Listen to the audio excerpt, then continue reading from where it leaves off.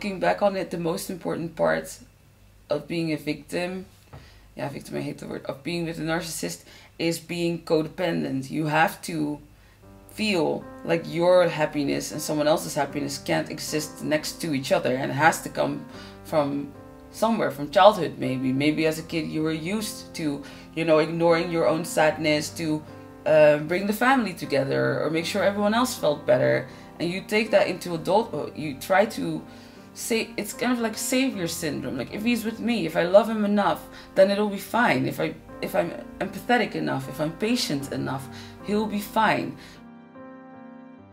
I went in therapy. I knew I had a problem with boundaries.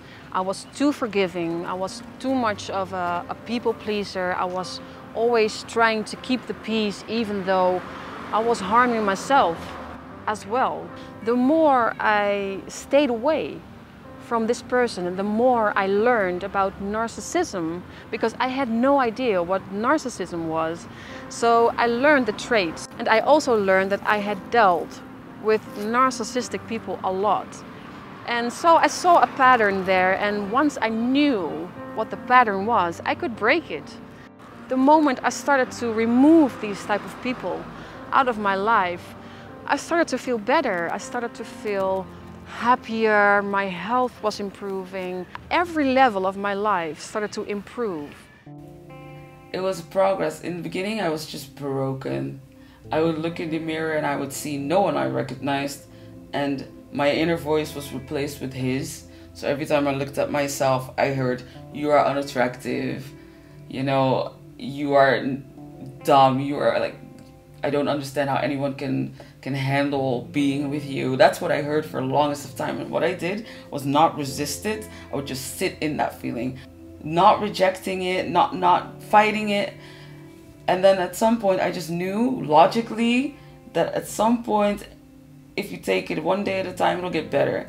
And I noticed when I didn't cry every morning, then okay, so that's done.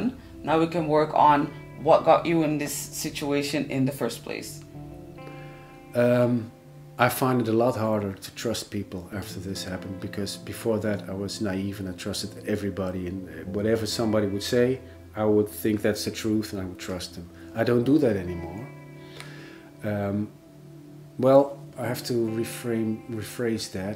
I still do, but I noticed the red flags a lot sooner. I still trust people. I still believe what they say in the first,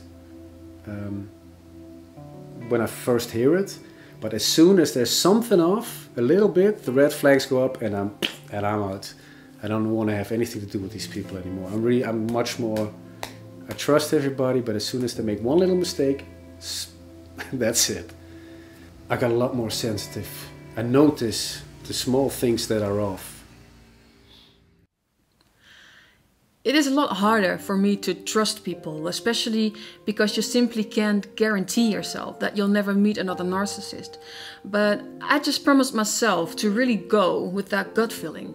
Like, if I see signs of manipulation or of isolation, for instance, I'm not staying as long as I would have stayed earlier.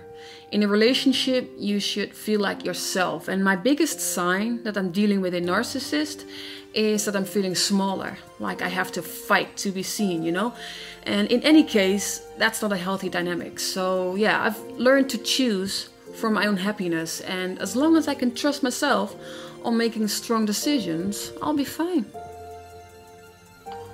I wasn't given a lot, but I was given an extremely strong personality. I feel like the core of who I am has stayed the same. And I lost that for a second. I lost it. And after him, I just found it back again. Honestly, I just picked up where I left off with a healthier sense of self-worth, basically. This is maybe strange, but I always felt immediately after it happened, I felt this can be the worst thing that ever happened to me, or it can be the best thing that ever happened to me. And it turned out it was the best thing that ever happened to me, because it really made me rediscover myself in a way. and notice, because before I met her, I had a lot of friends, I did a lot of social things and blah blah blah, I don't know, and that all went away when I was in a relationship. And afterwards I found out that I still have that, and my friends came back to me, and I am a good and a nice person, and for some reason I appreciated it a lot more after this thing happened. If you had plans before, you'll have plans after. You know what I mean? If you were someone who is dedicated to making something out of themselves, you will. You might have to work through trauma, but you'll get there. So if a narcissist would see that I'm so much better now, they would probably say, see, I did that. That's what I did. It was good for something. It's so stupid.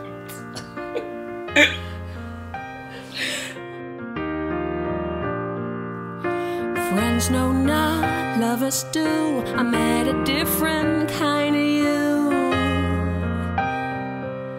Oh yeah.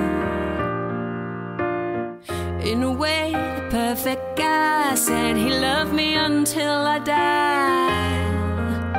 But then, oh well. Didn't see jealousy was slowly suffocating me like, who is he and who's he to you? Wanted me to prove my love, no kind of proof was enough, but baby, I loved you alright. There were no boundaries to your anger, hurting me. I'm so confused.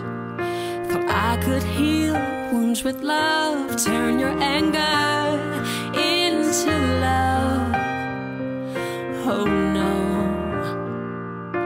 My friend said, be no fool, don't let him do that shit to you. He should treat you kind. Still I couldn't give up hope, I wasn't ready to let go. I guess that love is blind. I hate for this love to go to waste. I'm losing myself more each day.